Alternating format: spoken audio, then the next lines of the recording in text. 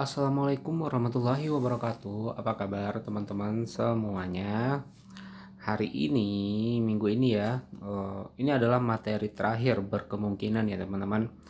Ini adalah materi terakhir.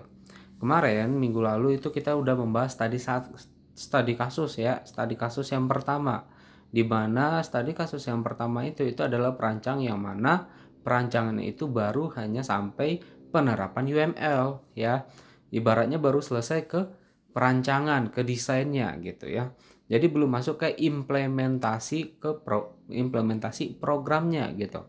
Nah, ini adalah studi kasus baru teman-teman ya yang akan saya tampilkan ini gitu ya. Ini adalah studi kasus yang kedua gitu.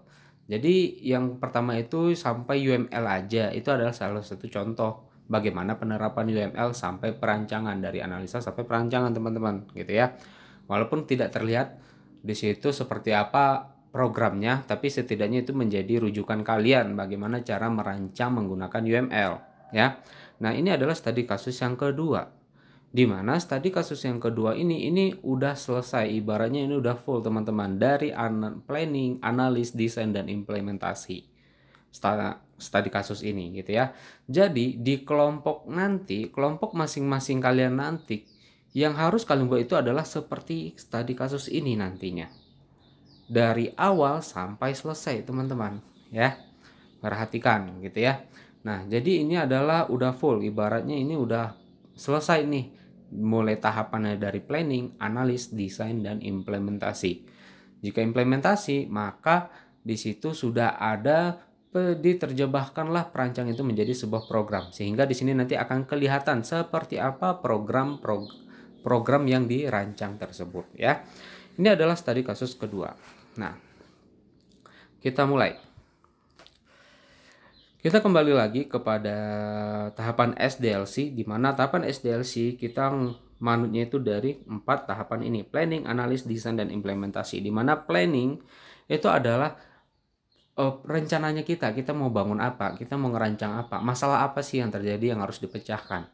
Dan kemudian dari masalah tersebut apa kebutuhannya, dianalisa lagi kebutuhannya apa, tujuannya seperti apa, yang melatar belakanginya seperti apa, kenapa kamu mengangkat studi kasus tersebut misalnya ya enggak. Yang kedua, analis dari studi kasus yang udah ditetapkan, masalah yang udah ditetapkan, tujuan yang udah ditetapkan dari studi kasus yang ingin diangkat, maka masuk ke tahapan analis. Tahapan analis adalah tahapan di mana tahapan awal tadi di sini itu adalah udah mulai diterjemahkan di sini untuk analisanya ya. Nah, analisanya itu ya seperti use case diagram yang kita gunakan, activity dan sequence ya. Jadi ini adalah UML. UML diagramnya yang masuk ke dalam analis itu adalah use case, activity dan sequence. Oke. Nah, di sini jika ini udah selesai maka baru masuk ke tahapan desain. Di mana desain juga kita masih menggunakan diagram UML, diantaranya kelas diagram, deployment diagram, komponen diagram, komunikasi diagram gitu ya. Banyak lagi ya. Nah, itu udah masuk ke desain. Dan juga di sini selain dari UML juga ada namanya user interface design. Seperti apa tampilannya nanti kita lihat di studi kasusnya. Kemudian ada namanya data model. Ya, data ini bisa jadi seperti database-nya atau struktur data dari database-nya. Di mana database itu bisa kita peroleh dari kelas diagram. Dari mana kelas diagram ini bisa kita bangun? Dari use case diagram. Oke. Nah, ini desain misalnya udah selesai. Nah, masuk ke tahapan implementasi. Di mana tahapan implementasi adalah waktunya kita menerjemahkan program atau rancangan yang udah kita bangun. Ya. Apakah tadi di awal ini kita membuat sebuah website atau sebuah aplikasi atau sebuah Android? Maka di sini kita terjemahkanlah dia menjadi sebuah program tersebut, teman-teman. Ya.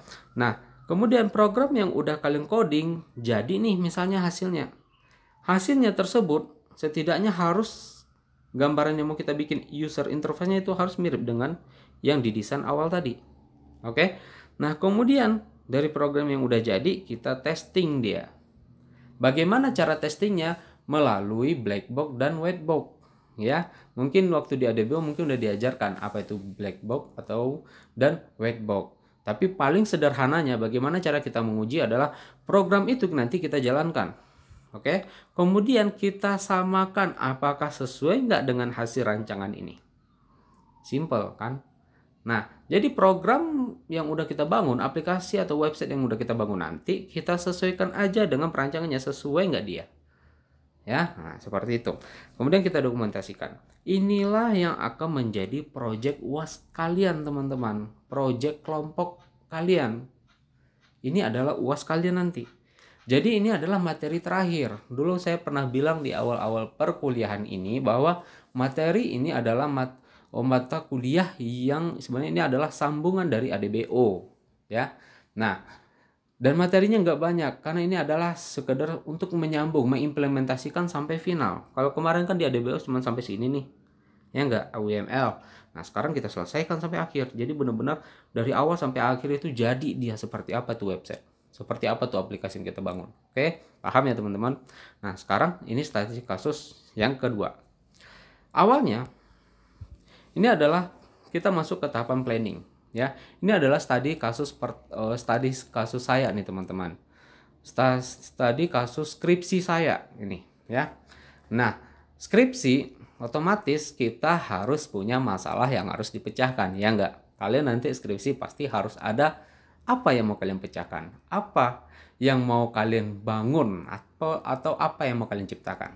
Oke, itu masuk ke tahapan planning. Karena apa? Karena kita lagi memikirkan apa ya yang mau kita bangun, apa ya nanti judul skripsi saya, apa ya yang mau saya ciptakan untuk skripsi saya nanti, ya enggak? Planning.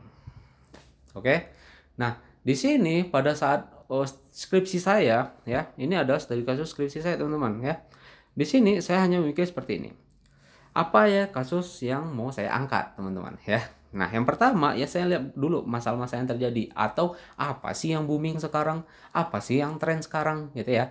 Nah, yang pertama, perkembangan dunia smartphone itu lagi booming-boomingnya pada zamannya ya, teman-teman. Ini kalau nggak salah saya skripsi itu tahun 2015. Ya, tahun 2015, akhir tahun 2015 sampai tahun 2016 karena April saya wisuda S1 ya.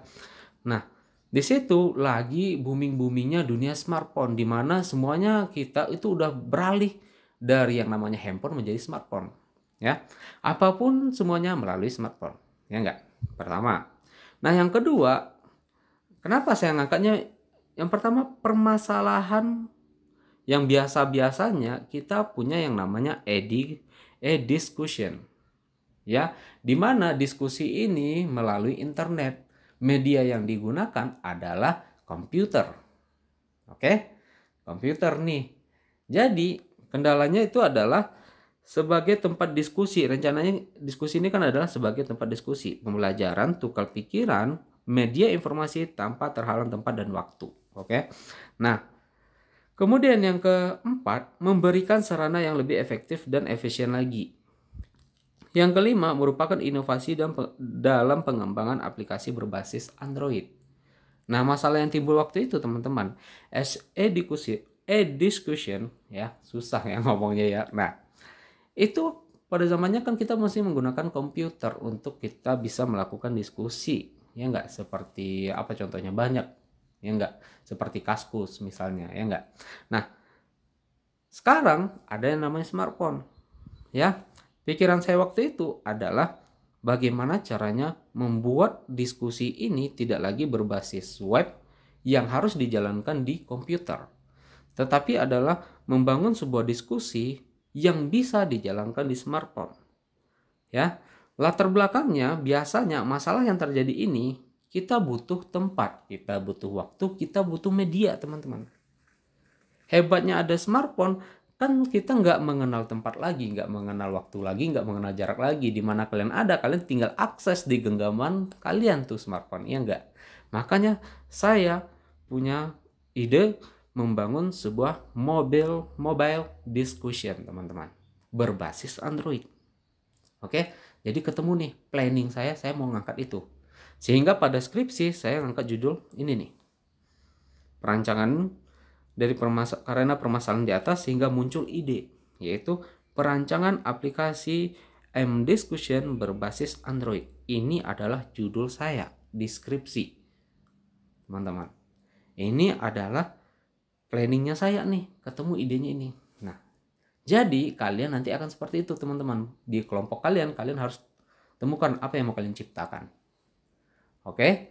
Nah, jadi saya waktu skripsi ketemu ini. Ya, anggaplah teman-teman ini adalah simulasi kalian mengerjakan skripsi. Walaupun kalian berkelompok, setidaknya kalian tahu, oh kalian udah punya pegangan. Nanti pas kalian udah skripsi, kalian nggak kaget teman-teman. Ya, tujuannya itu ya. Nah, setidaknya inilah gunanya belajar ya nggak? Nah, seperti ini. Jadi skripsi saya waktu itu teman-teman ini yang saya angkat. Perancangan aplikasi mobile discussion berbasis Android. Gitu. Karena waktu itu lagi tren-trennya smartphone. Lagi booming-boomingnya membuat aplikasi berbasis Android, teman-teman. Ya, website itu rata-rata ditolak skripsinya. Kalau misalnya yang namanya Android itu langsung diterima. Kenapa? Karena lagi booming-boomingnya, lagi hangat-hangatnya gitu. Sehingga saya terciptalah ide seperti ini. Berdasarkan apa ini? Karena ada masalahnya gitu. Ya, gitu loh teman-teman ya. Jadi seperti itu, planning seperti itu. Kalian tentukan dulu apa yang mau kalian bangun, kemudian apa sih yang biasanya kekurangan sekarang. Biasa dari kekurangan itu ketemu idenya teman-teman yang harus kalian pecahkan dan kemudian kalian bangun gitu ya. Nah, nanti kalian kelompok seperti ini. Jadi judul saya ini. Kita lanjut. Yang diharapkan dari studi kasus yang saya angkat ini apa? Berarti ini tujuan. Oke, tujuannya apa? Yang pertama, diharapkan aplikasi mobil diskusi ini dapat beroperasi dan dijalankan di perangkat Android. Oke. Yang kedua, dengan adanya mobil diskusi ini, proses berbagi pengetahuan antar siswa dapat dilakukan dengan baik. Waktu itu, objek penelitian saya ini adalah ke sekolah saya, SMK, di mana bagaimana caranya siswa ini bisa melakukan diskusi gitu ya, menggunakan smartphone-nya berbasis mobile gitu ya. Nah, yang ketiga, dapat membuat mobile diskusi ya yang user friendly. Nah, maksudnya apa ini? Mudah digunakan nanti, diaksesnya mudah di smartphone mereka masing-masing gitu. Ya. Yang keempat, apakah dengan adanya Android ini dapat membantu dan mempermudah pengguna berinteraksi dan berdiskusi dengan adanya mobile? Nah, tujuannya adalah terjawab nggak sih yang mau kita bangun ini sesuai dengan apa yang dibutuhkan orang nanti gitu ya. Jadi ini adalah tujuannya yang harus dicapai. Nanti kalian juga seperti itu. Ya, kalian tentukan studi kasusnya apa, kemudian latar belakangnya apa, kemudian tujuannya apa, teman-teman. Gitu ya. Nah, seperti itu. Kita lanjut. Kita masuk ke tahapan analis. Tahapan analis agar lebih mudah maka gunakan UML. Ya, diagram-diagram UML agar kita nggak ngambang lagi yang mau kita analisa apa, yang mau kita rancang apa gitu ya. Nah, UML. Analis gitu ya. Kita lanjut. Yang pertama saya menggunakan use case diagram. Ingat teman-teman, kalian membangun jangan gunakan yang lain selain use case diagram terlebih dahulu. Kenapa? Karena dalam membangun itu use case diagram tiangnya, intinya di sana. Kalau use case diagram udah dibangun, barulah gampang kalian membangun diagram lain, gitu ya. Nggak ada cerita kalian membangun use case dulu atau kelas diagram dulu, nggak ada. Use case dulu yang harus dibangun, jangan sampai salah, oke? Use case diagram. Use case diagram adalah menentukan seperti apa sistem yang mau kita bangun dan siapa aja aktor yang akan terlibat oleh sistem ini gitu. Oke. Nah, dari use case diagram ini yang udah saya rancang, maka terciptalah use case diagram seperti ini. Di mana aktornya itu terdiri ada 3, sebenarnya sih 2 ya. Yang pertama ada admin, di mana admin ini adalah yang akan mengelola nanti aplikasi mobil diskusi ini. Yang mengelola siapa membernya. Member ini maksudnya user-user di dalamnya teman-teman ya. User-user di dalamnya ada member dan ada non-member. Non-member bedanya keduanya ini, kalau member dia udah registrasi, udah punya akun dan dia udah bisa login dan bisa berinteraksi dengan teman-temannya. Kalau non-member ini adalah user yang belum punya akun sehingga dia cuma bisa melihat profil-profil yang ada dari aplikasi tersebut. Gitu ya. Admin yang mengelola member, yang mengelola aplikasi diskusi gitu. Nah, seperti itu. Jadi ini yang ketemu oleh saya, aktornya ada 3. Sebenarnya kalau misalnya lebih sebenarnya 2 aja cukup gitu ya. Tapi saya buat aja 3 gitu ya. Nah, sekarang seperti apa tampilan use case diagram? Seperti ini. Tampilan use case diagramnya juga memiliki ada 3 aktornya di sini. Nah, kemudian setelah aktor ditentukan, tentukanlah use case-nya lagi. Maksudnya fasilitas-fasilitas apa aja yang akan dimasukkan ke dalam sistem ini. Gitu ya. Seperti studi kasus yang pertama minggu lalu gitu ya. Nah, di sini saya kepinginnya nanti di dalam sistem saya itu ada menu home. Kemudian dari user ini atau member ini, kemudian ada yang namanya profil. Ya, profil apa ini? Profil sekolah misalnya, atau profil tentang mobil diskusi ini misalnya, boleh. Ya, kemudian saya ingin menambahkan galeri. Galeri ini mungkin bisa jadi ya foto-foto sekolah gitu ya. Seperti apa foto interaksinya dengan mobil diskusi ini gitu ya. Kemudian ada visi dan misi. Kemudian ada registrasi. Di mana registrasi ini tujuannya adalah untuk membuat akun agar kita bisa login nantinya. Oke, nah kalau kita udah punya akun bisa login, barulah di sini wadahnya kita berdiskusi teman-teman.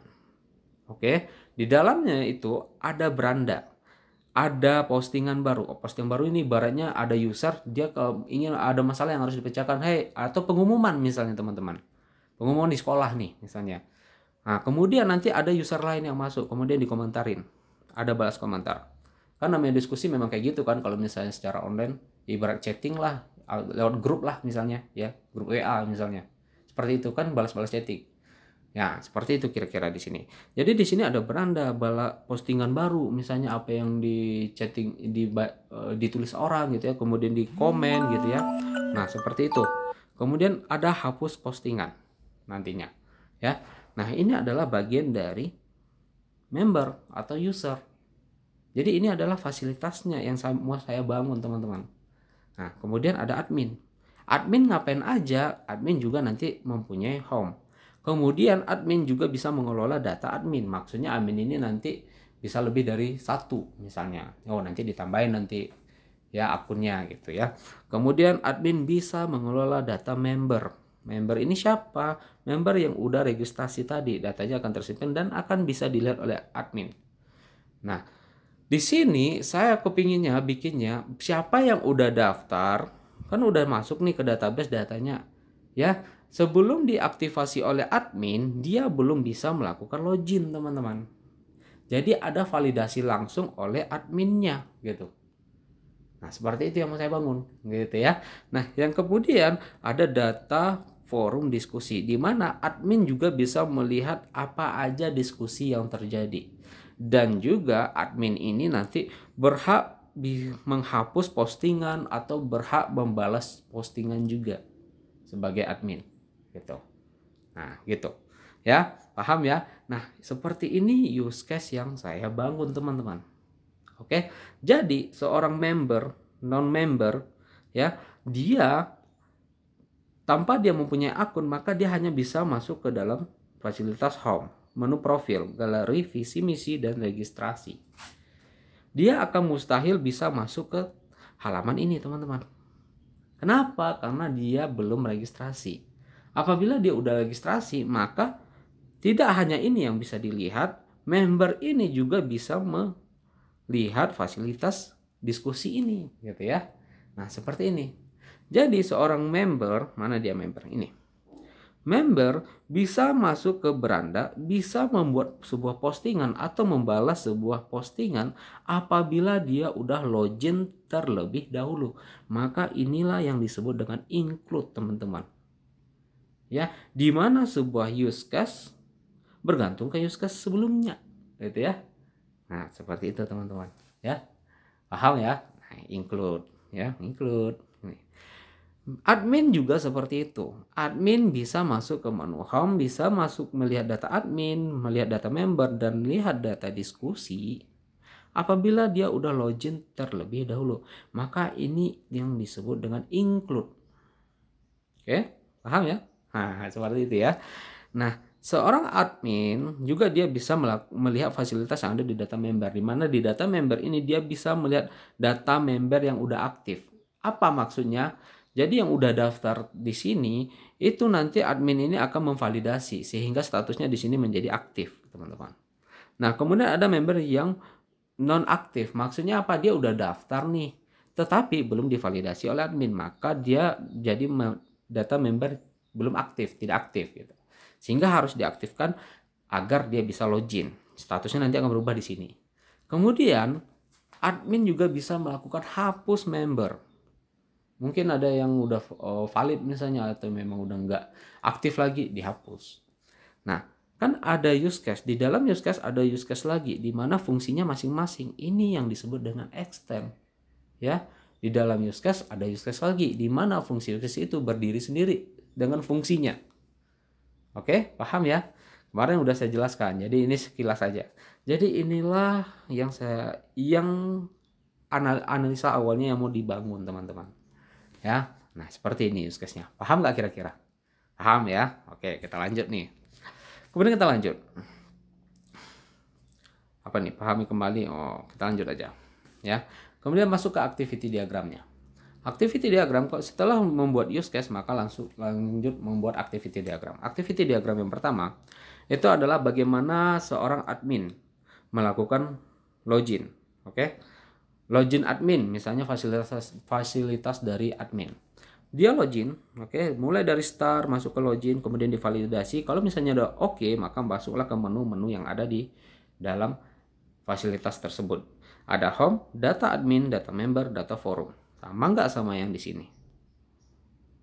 Udah dia login, baru bisa masuk home, data admin, data member, data forum. Sama ya? Sama. Sama seperti ini. Nah, activity diagram. Jadi dia memperjelas bagaimana rule berdasarkan aktornya. Gitu ya. Nah, kemudian dari data admin dia bisa tambah admin. Siapa tahu lebih. Siapa tahu ingin nambah gitu ya.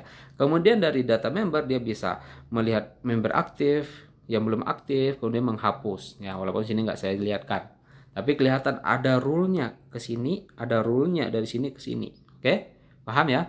Nah, boleh kalian menggunakan berdasarkan alur, teman-teman. Yang kalau misalnya tampilnya itu seperti tabel ya, boleh.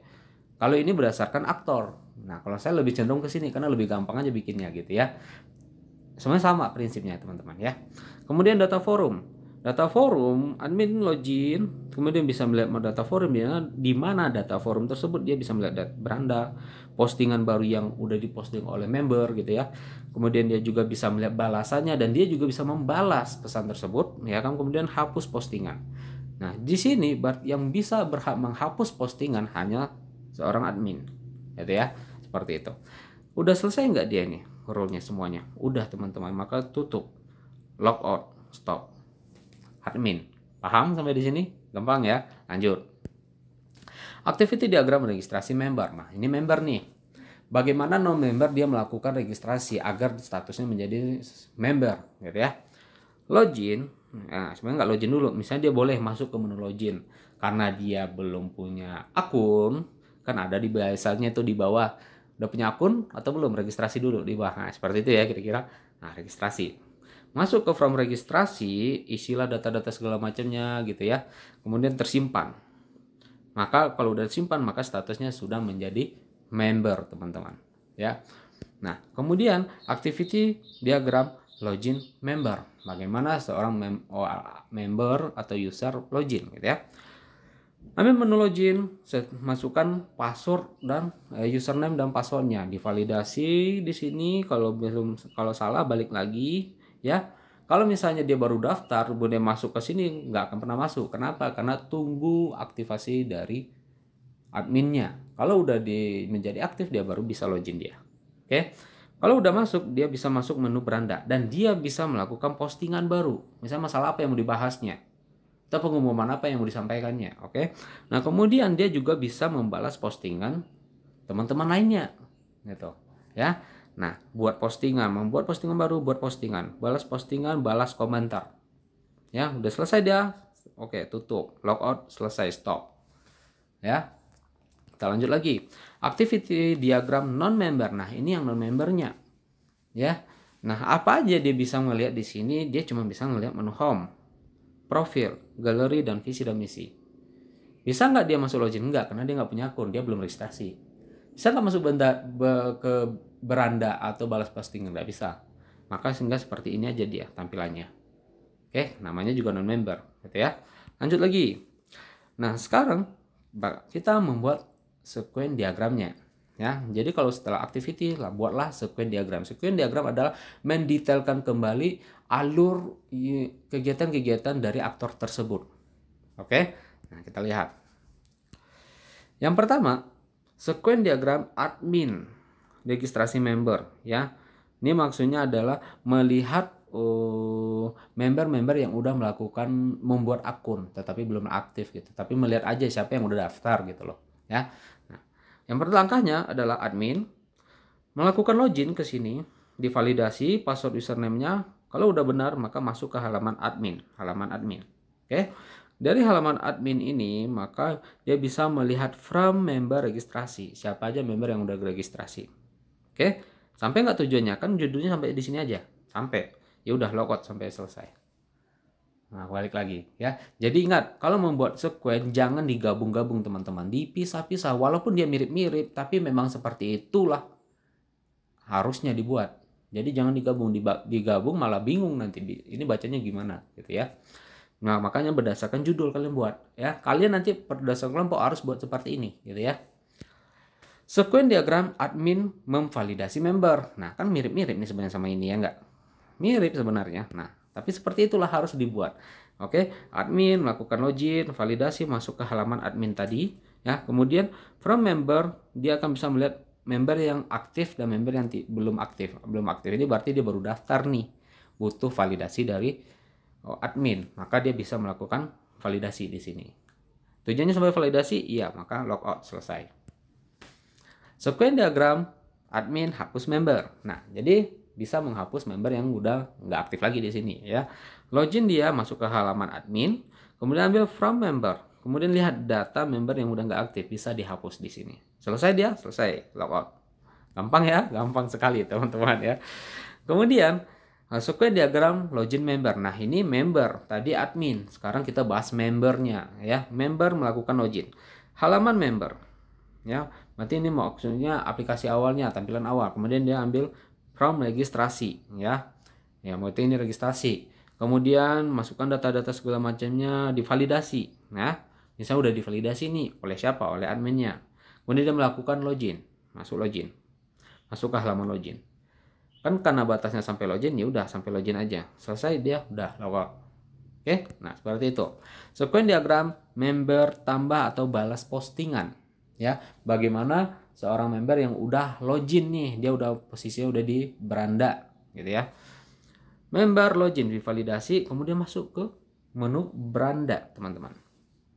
Di sini dia akan bisa melihat postingan-postingan teman-teman lainnya, diskusi-diskusi teman-teman lainnya, dan dia akan membalas. Maka masuk from add replay postingan. Dibalas nih. Tujuannya sampai balas kan? Iya, oke, logout. Udah, gitu aja. Ya. Lanjut lagi. Nah, udah sampai di situ aja teman-teman. Ya, jadi kita mendetailkan lagi alurnya masing-masing nih dari aktor tersebut. Jangan digabung ya teman-teman, jangan digabung. Nah, seperti itu kaidahnya dalam membuat sequence teman-teman. Mirip-mirip sih, iya mirip-mirip, tapi ya memang kayak gitu harusnya gitu. Ya, jadi kalian juga nanti harus bikin seperti itu, ya. Oke, kita lanjut lagi. Nah, kemudian kita masuk ke tahapan desain. Tadi adalah tahapan analis, di mana saya menggunakan UML, activity, dan sequence. Kemudian kita masuk ke tahapan desain. Desain, tahapan awalnya itu adalah saya membuat kelas diagramnya. Kelas diagram panduannya dari use case. Kelas diagram ini adalah gambaran kita untuk membuat sebuah database, teman-teman. Sama seperti ini ERD, seperti yang saya jelaskan minggu lalu, ya. Kita lihat. Seperti apa kelas diagram yang saya bangun? Seperti ini. Ya. Dari tadi kita udah menemukan aktor. Ingat, setiap aktor tersebut pasti otomatis dia harus mempunyai database-nya. Di dalam database yang kita bangun itu harus ada tabel dari aktor tersebut. Udah pasti itu, ya. Yang pertama tadi ada admin, berarti ada database tabel admin. Kemudian yang kedua ada member yang udah daftar, berarti kan harus tersimpan tuh datanya. Berarti ada database tabel member. Oke? Sama halnya seperti ini. Berarti ada admin dan ada pengguna. Pengguna ini adalah membernya, teman-teman, yang udah daftar, maka akunnya tersimpan nanti di sini di tabel pengguna. Apa yang dibahas di sini? Diskusi, teman-teman. ya, dia bisa memposting pengumuman atau memposting diskusi apa yang mau dibahas, ya, maka dia akan masuk ke dalam tabel ini. Oke, kemudian nanti dijawab nggak itu postingan? Iya, berarti nanti saya bikinkan juga nanti tabel untuk balas-balas komentarnya itu di tabel satu lagi, ya, forum answer, gitu, ya. Jadi forum diskusi ini kayaknya cukup, tabelnya cuma 4 di dalam satu database ini nanti. Nanti misalnya judul databasenya ini nama databasenya ini adalah database mobile diskusi, ya. Tabel-tabel di dalam databasenya itu adalah admin, pengguna, forum question, ini adalah posting-postingannya nanti akan tersimpan di tabel ini, kemudian jawaban-jawabannya akan tersimpan tabel ini. Nah, saya kepinginnya seperti itu, teman-teman. Gitu ya. Paham ya?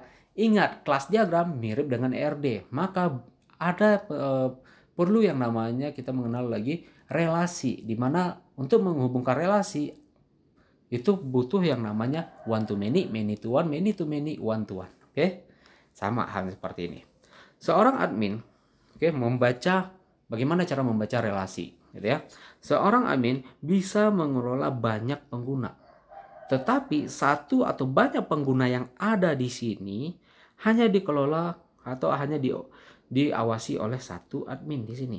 Maka jatuhnya adalah many to one. Kalau dari admin bacanya one to many. Paham? Ya, kadang membaca ini susah ya. Beda-beda tipis gitu ya, antara ngerti sama nggak ngerti gitu, teman-teman ya. Nah, yang kedua, pengguna kan seorang member nih. Ya, dia akan pengguna gitu ya, satu pengguna bisa membuat banyak pertanyaan atau banyak postingan diskusi, ya. Satu atau banyak posting itu hanya dibuat oleh satu pengguna di sini, sehingga menjadinya many to one. Kalau dibaca dari pengguna, one to many. Nah, begitu juga dengan admin, ya. Banyak pertanyaan di sini atau banyak postingan diskusi di sini yang udah dibuat oleh member itu hanya dikelola, hanya diawasi oleh satu admin. Ya, satu admin ini bisa mengelola semua pertanyaan atau diskusi yang ada di dalam forum ini, sehingga menjadinya one to many. Ya. Nah, kemudian kita lanjut. Satu postingan atau satu diskusi, ya, diskusi atau pengumuman, ya, bisa memiliki banyak komentar gitu ya. Satu atau banyak komentar, ya enggak? Biasa kalau posting kan banyak komentar di bawah itu, ya enggak? Nah, tetapi satu atau banyak komentar hanya berlaku untuk satu postingan ini. Nanti ada lagi postingan lain banyak juga komentarnya gitu ya. Nah, seperti itu, teman-teman. Jadi ada relasinya di sini gitu. Menentukan one to many, many to one. Paham ya? Nah, kelas diagram. Rancangan kelas diagram saya seperti ini aja, simple. Ngapain harus banyak-banyak tabel? Ya, ternyata cukup 4 aja cukup untuk membuat sebuah sistem aplikasi ini. Gitu ya. Kita lanjut lagi. Setelah kelas diagram, maka kalian boleh menggunakan diagram-diagram UML lainnya. Ya, seperti deployment diagram yang saya gunakan. Atau kalian nanti menggunakan komunikasi diagram. Atau menggunakan apalagi komponen diagram. Boleh, teman-teman. Ya, boleh. Karena itu adalah, kalau udah sampai kelas diagram, kesininya baik deployment, baik komunikasi, baik komponen, dan lain-lain itu adalah pelengkap aja. Melengkap-lengkapi saja agar lebih jelas lagi. Tetapi 4 tadi itu udah mewakili semuanya, teman-teman. Contohnya deployment diagram. Deployment diagram ini adalah memperlihatkan gambaran apa aja teknologi yang kita gunakan dengan bahasa pemrogramannya. Itu adalah deployment diagram. Nah, seperti apa tampilan yang saya bangun? Seperti ini aja. Simple. Nah, seperti ini, teman-teman. Nah, seperti ini. Ya, perhatikan. Ingat, deployment diagram itu hanya memperlihatkan teknologi apa yang kita manfaatkan. Baik itu bahasa pemrogramannya, gitu ya, aplikasinya, kemudian medianya, perangkatnya. Nah, di sini saya menggunakan Android. Kemana akan tersimpan nanti apanya ke database MySQL? Kan di sini ada Android. client server browsernya, kemudian web servernya nanti menyimpan ke database-nya MySQL. Sebenarnya di sini harus ada PHP-nya. Satu lagi, saya lupa membuatnya. PHP-nya apa? PHP di sini nanti seorang admin dia mengelolanya melalui komputer, teman-teman, nggak mengelola melalui smartphone. Karena dia seorang admin, dia akan mengelola semuanya. Dia yang akan memantau semuanya. Jadi dia rencananya saya akan membuatkan dia sebuah website. Jadi seorang admin nanti melihat panel websitenya aja, panel adminnya aja, yaitu bahasa pemrograman website. Nah, tetapi kalau member itu adalah aplikasi Android. Jadi dia bisa memanfaatkan sistem ini melalui Android gitu. Kemana akan tersimpan data ini nanti? Kan ada dua nanti nih. Sini biasa harusnya ya ke database. Nah, database-nya itu adalah MySQL, teman-teman. Udah deployment mas seperti ini aja, teman-teman. Hanya melengkapi aja. Gitu ya. Nah, yang lainnya lebih gampang lagi karena cuma melengkapi aja, teman-teman. Oke. Nah, kemudian UML selesai nih, teman-teman. Kita lanjutlah ke yang namanya user interface design. Di mana perancangan kita, gambaran kita, analisa kita udah selesai. Maka kita masuklah ke user interface design. Maka kalian juga seperti itu nanti. User interface design adalah membuat gambaran-gambaran program. Ya, maksudnya aplikasi yang mau kita bangun mau seperti apa nih tampilannya? Mau seperti apa nih nanti tampilan loginnya? Mau seperti apa nih nanti tampilan dari berandanya, home-nya, profilnya? Kemudian nanti tempat balas-balas chatting mau tampilan seperti apa? Ini yang disebut dengan user interface design. Yang kita buat hanya di atas kertas atau menggunakan persegi-persegi gitu ya, garis lurus aja. Gambarannya dari sini, acuannya kita nanti membuat aplikasi ya. Nah, seperti apa saya membangunnya? Karena saya ingin membuat dua ya, berarti ada dua program gitu ya. Admin dia mengelola melalui website, member dia memanfaatkan melalui Android. Jadi ada dua sistem atau program yang mau saya bangun. Nah, kita lihat. Desain tampilan utama member. Nah, ini adalah tampilan utama member. Karena dia Android, maka ya udah kayak gini nih tampilan. Kalau website kan gede ya, lebar gitu ya. Kalau ini memanjang ke bawah kan dia berdasarkan Android, kan Android kan memang kayak gitu ya enggak. Nah, tampilan utama ada header, ada konten dan ada footer. Udah seperti itu aja, teman-teman. Jadi kalian bikin kotak-kotak gini aja kok gitu ya. User interface itu seperti itu memang. Gampang gitu ya. Nah, kemudian lanjut lagi. Desain menu member. Ingat, tadi di dalam kita membuat use case, itu kan ada use case yang kita bikin ya. Ada use case home, profil, galeri, visi misi, dan login. Oke, ini loh dia. Nah, tetapi di user interface design, saya kepinginnya di Android ini dia mempunyai menu sliding gitu ya. Menu yang bisa ditarik-tarik, kan Android biasa gitu. Ya nggak, ada titik tiganya gitu ya, diklik dia narik ke tengah, nanti kalau apa menutup lagi dia. Nah, saya buatkan nih seperti ini tampilan desainnya ya. Jadi ini menunya menu sliding gitu ya. Sliding ini enggak sliding tackle ya teman-teman ya, ibaratnya bisa digeser gitu ya, di slide gitu ya, seperti itu. Saya pengen seperti itu. Jadi saya buatkan ya user interface menunya seperti ini untuk yang mau saya bangun nanti. Jadi saya bangun di programnya, gambarnya itu dari sini gitu ya. Nah, kita lanjut lagi. Desain beranda postingan. Nah, ini adalah jika member udah melakukan login, teman-teman. Maka berandanya nanti akan seperti ini. Yang mau saya bangun. Nanti di sini saya buatkan nama. Di programnya nanti akan seperti itu. Ada menu beranda. Kemudian ada menu keluar. Ada postingan baru. Ya. Jadi member yang udah login dia bisa melakukan postingan baru. Tinggal klik nanti button ini. Nanti maunya seperti itu. Kemudian dia bisa mencari diskusi isi postingan ini. Kemudian isi postingan ini bisa dibalas gitu ya. Tapi tampilan berandanya itu nanti akan saya buat seperti ini gitu. Paham ya? Nah, seperti itu teman-teman. Kemudian desain tampilan utama admin. Admin karena saya ingin membuat website maka lebarlah dia seperti ini. Kan dia berbasis website, nanti dilihatnya di komputer. Ya, tampilannya ada header, ada menu, konten dan footer. Udah seperti itu aja. Kemudian desain tampilan data admin. Ya, dimana nanti siapa-siapa aja yang akan menjadi admin di sini, siapa tahu lebih dari satu gitu ya. Nah, nanti tabelnya seperti ini. Ada nomor, username, password, email, nama agama, dan nomor HP. Seperti tabel aja nggak? Iya. Di mana nanti posisinya ini? Nanti posisinya itu ada di konten, teman-teman. Jadi saya mensut bagian sini aja nih. Ya, nanti posisinya. Maka saya buat aja ini. Gampang nggak? Udah seperti itu aja. Kemudian data tampilan data member yang belum aktif. Ya, jadi nanti di sini kan ada menu nanti nih. Di menu ini nih. Dikliklah member. Kemudian kalian lihat mana yang belum aktif, mana yang udah aktif, ya kan? Yang belum aktif, maka nanti akan tampil seperti ini. Berdasarkan dia data yang udah melakukan registrasi, yaitu nama lengkap, NIS, password, status, dan level. Jadi di sini nanti akan ada levelnya, teman-teman, ya. Level dia apakah seorang siswa atau seorang guru, karena saya waktu itu objeknya adalah sekolah, teman-teman. Jadi waktu itu saya kepinginnya itu ada siswa, ada gurunya, gitu. Kemudian ada pegawai sekolahnya lah misalnya. Ada 3 nanti levelnya di sini. Nah, seperti itu. Waktu registrasi kita buatkan levelnya itu, gitu ya. Nanti seperti ini. Kemudian data member yang udah aktif. Jadi statusnya nanti akan ada di sini, teman-teman. Akan kelihatan, gitu ya. Tampilan seperti ini aja. Nah, kemudian tampilan data forum diskusi. Nah, bagaimana admin bisa melihat forum diskusi yang udah terjadi di dalam sistem ini? Nah, tampilannya akan seperti ini nanti di panelnya dia.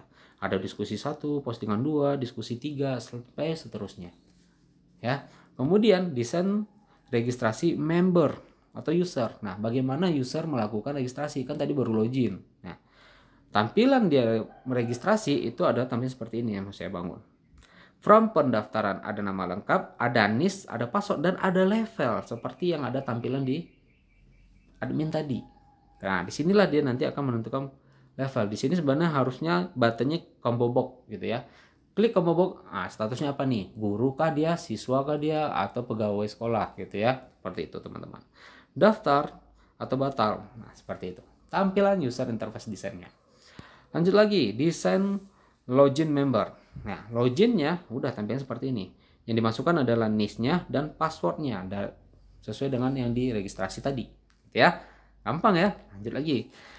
Kemudian desain membuat postingan. Ya, ini adalah apabila member ini udah login gitu ya. Dia ingin buat postingan nih, berarti dia klik tadi tuh. Tombol button buat postingan. Tampilannya nanti akan tampillah seperti ini. Apa judul yang mau dibahas? Isinya tentang apa? Bertanyakah dia apa gimana? Dikirim, nanti akan masuk ke beranda postingan. Nanti akan dibalas oleh member-member lainnya. Seperti itu. Kemudian, lanjut lagi. Buat balas komentar. Nah, bagaimana seorang member lain yang ingin membalas postingan tadi? Nah, data komentarnya di sini. Gitu ya. Ada postingan mana tadi, kemudian dibalas di sini. Nah, tampilannya nanti seperti ini aja. Dibalas topiknya. Nih. Ya, ini udah seperti ini user interface design, teman-teman. Jadi seperti ini juga kalian yang harus kalian bangun, gambarannya seperti apa gitu ya. Kemudian desain login admin. Login admin, nah seperti ini aja gitu ya. Username-nya apa, password-nya apa. Kemudian desain tambah admin. Nah, seperti apa dia ingin menambah admin, kalau lebih ya udah pas diklik add misalnya. Nah, ini dimasukkanlah datanya seperti ini. Username, password, email, nama, agama, dan nomor HP. Lanjut lagi, desain tambah member. Bagaimana? Jadi desain tambah member, admin juga bisa menambah member gitu. Gitu ya. Tambahkanlah dia oleh admin sendiri. Kemudian lanjutlah kita itu ke struktur database. Tadi ada user interface design. Kemudian kita masuk ke struktur database. Ini kemana rujukannya? Ke kelas diagram, teman-teman. Ya, kelas diagram. Jadi kelas diagram tadi kan udah kelihatan tabelnya apa. Kalian harus tentukan field-nya apa aja, gitu ya. Nah, di sini kita perjelas lagi di struktur database. Gitu ya, kita lihat yang pertama. Yang pertama itu tadi ada tabel admin di database-nya, ya enggak? Nah, nama database-nya itu adalah forum ID, gitu ya. Nama tabel admin. Primary key-nya user ID. Nah, di sini kita perjelas dia. Inilah yang disebut dengan struktur database. Ada atribut, ada tipe datanya apa, panjang karakternya seberapa, keterangannya apa. Nah, ini kalau kita membuat sebuah database MySQL kan seperti ini. Kan kalian udah belajar ya, nggak di basis data. Membuat database di SAMPP. Ya nggak, kan seperti ini nih. yang diminta. Ya kan? Atributnya misalnya saya buatkan user ID, kemudian username, password, email, full name, agama, nomor HP. Tipe datanya apa? Menyesuaikan. Integer kah dia, varchar kah dia, number kah dia, text kah dia. Oke? Seperti ini. Kemudian panjangnya berapa? Panjang karakter. Kemudian keterangan mana yang menjadi primary key-nya. Oke, ini adalah struktur database-nya dari admin. Kita lanjut lagi. Tabel dari pengguna. Pengguna ini adalah membernya. Bagaimana kita buatnya? Ada atribut, tipe data, panjang karakter, dan keterangan. Username, password, nama lengkap, status, dan level. Tentukanlah, sesuaikanlah tipe datanya. Panjangnya seberapa mau kalian bangun, gitu ya. Primary key-nya yang mana? Paham ya? Seperti itu. Tabel forum question, ya ini postingannya. Apa-apa aja nanti di dalamnya itu yang kita bangun. Ada ID, ada topik, ada detail, ada nama, ada data time, waktunya kapan, kemudian view, gitu ya. Kemudian tentukan tipe datanya, panjang karakternya, mana yang menjadi primary key-nya. Ini ada struktur database. Kemudian tabel dari forum answer yang membalas postingan, gitu ya. Nah, ada question ID, ini answer ya. Jadi saya singkat aja. Answer ID, answer name, ya, answer gitu ya. Data time-nya. Jam berapa dia mau membalas gitu ya, menanggapi gitu. Ini adalah struktur database-nya. Jadi kalian buat seperti ini juga, teman-teman. Ini udah sampai ke desain nih, tahapan akhir. Oke. Nah, kalau misalnya udah selesai perancangannya, baik itu user interface sampai struktur database-nya, maka silahkan diterjemahkanlah lagi apa yang kalian rancang tersebut ke dalam sebuah aplikasi atau program. Oke, jadi setelah kalian merancang sampai di sini, selanjutnya kalian terjemahkanlah dia menjadi sebuah program atau sebuah aplikasi. Oke, di sini RPL itu teman-teman, mata kuliah RPL ini ya, paham ya? Makanya saya buat kalian kelompok agar bisa bekerja sama gitu ya, seperti itu teman-teman. Ya tentukanlah programmernya siapa gitu ya. Atau misalnya Pak, saya belum ahli banget tentang programmer dan di kelompok saya juga nggak ada yang ahli tentang untuk coding-codingan ini, gimana Pak? Kalian bisa mencari program yang udah ada teman-teman. Tetapi kalian nggak boleh kalian ambil itu. Kalian boleh memodifikasinya. Misalnya dari program yang udah ada, kalian ingin membangun apa dari program ini yang bisa kalian bangun. Jadi kalian modifikasi lah agar kalian nggak kesulitan teman-teman. Ya, misalnya mungkin aplikasinya ini tentang perpustakaan, ya aplikasi perpustakaan nih, gimana cara minjem buku online nih, ya enggak. Kemudian aplikasi udah ada nih, ya enggak. Nah, bagaimana cara kalian mungkin dari aplikasi ini bisa kalian modifikasi menjadi aplikasi M-learning misalnya, mobile learning misalnya, ya dimodifikasi gitu, boleh ya. Jadi saya nggak maksakan kalian harus buat dari awal nih program. Tetapi kalian bisa kalian memodifikasi agar apa? Agar untuk memudahkan kalian. Agar ini terkejar sampai pertemuan ke-16 teman-teman. Ya, seperti itu. Nah, ini desain udah selesai. Langkah selanjutnya maka masuklah ke tahapan implementasi teman-teman. Implementasi adalah menerjemahkan dia menjadi sebuah program. Nah, di sini akan ada tampilan-tampilan programnya yang saya buatkan di sini, teman-teman, dari aplikasi yang udah saya bangun. Oke, seperti apa tampilannya? Kita lihat. Yang pertama, tampilan login. Nah, ini adalah tampilan aplikasinya, teman-teman ya. Jadi saya screenshot nih, saya tempel nih di sini. Ya, jadi ini tampilan aplikasi nih, bukan lagi gambar-gambar nih ya. Tampilan aplikasi, tapi saya screenshot gitu ya, tampilan aplikasinya gitu. Ini adalah login admin, di mana login admin ini dia melalui komputer, ini berbasis web, yang saya buat berbasis web, tapi tampilan awalnya seperti ini saya bangun. Oke, nah sama nggak seperti user interface tadi pas untuk melakukan login di admin? Sama teman-teman. Nah jadi kita menyamakan seperti itu aja gitu ya, sama nggak gitu. Tampilan utama admin. Nah, admin yang udah login maka dia akan bisa masuk ke panelnya. Di mana panelnya itu ada menunya di sini, ada header. Kan tadi kalau di user interface desainnya kan ada header, ada menu, ada kontennya, ada footer. Sama nggak dia? Sama. Di sini akan kelihatan ada home, data admin, data member, data forum diskusi, dan logout. Sama nggak dari use case diagram tadi? Sama. Nah, seperti ini yang harus kalian bangun. Ini bukan gambar teman-teman, ini adalah screenshot dari programnya saya. Oke, paham ya? Oke, lanjut. Tampilan data admin. Bagaimana member melihat data admin dan dia ingin menambah admin lagi nih misalnya. Tampil seperti ini. Dikliklah menu admin nih di sini. Maka tampillah seperti ini. Ada untuk menambahkan data admin, ada from laporan seperti tabel yang saya lihatkan tadi itu di user interface design. Kan ada username, password, email, full name, agama, nomor HP. Nah, seperti ini. Sesuai nggak tampilannya? Sesuai. Gitu. Ini tampilan programnya nih teman-teman yang saya screenshot ya. Nah, seperti itu. Jadi kalian harus membuat seperti ini juga nantinya. Kemudian, tampilan data member. Bagaimana admin bisa melihat data member? Nah, klik menu member, kemudian akan melihat sini data registrasi member. Bisa dia adminnya menambahkan member sendiri. Kemudian di sini akan bisa melihat laporan data registrasi member. Di mana status member ini udah aktif atau belum di sini. Kalau Y berarti udah divalidasi admin nih, berarti dia udah bisa login. Kalau N berarti dia belum divalidasi nih, dia udah baru daftar berarti nih statusnya, tapi belum divalidasi. Nah, bagaimana caranya? Ada opsi di sini. Diklik dia, dirubahlah dia menjadi status Y, maka dia akan aktif. Gitu yang saya bangun. Oke, kita lanjut lagi. Tampilan validasi member. Nah, ini dia. Kalau udah klik bagian opsi ini tadi, nih ya. Ya, kalau ini silang ini adalah menghapus member nih, ya. Nah, pas klik maka tampil seperti ini. Nah, bagaimana cara kita aktifkan nih? Jadi dia statusnya N kalau belum aktif. Kalau udah aktif menjadi Y, maka kita ambil aktif di sini. Seperti itu teman-teman. Saya screenshotkan nih programnya, ya. Kemudian tampilan data forum diskusi yang dilihat oleh admin di websitenya, di panelnya. Seperti apa tampilnya? Seperti ini aja. Ada postingan yang pertama, kedua, diskusi yang ketiga.